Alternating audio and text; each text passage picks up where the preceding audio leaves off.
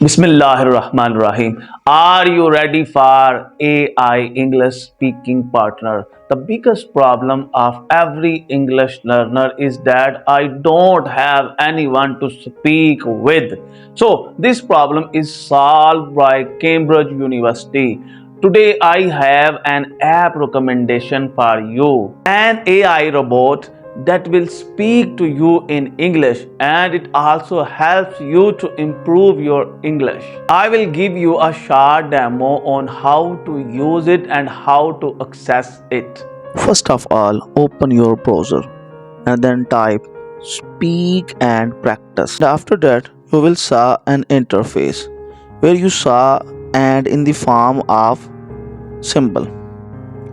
So that is the interface of the website. Here, the name of the robot is Sandy.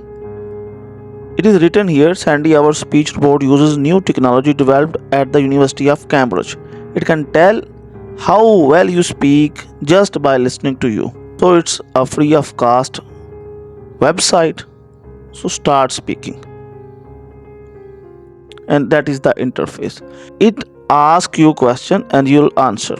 There are 8 questions in totality. So you are given 8 questions.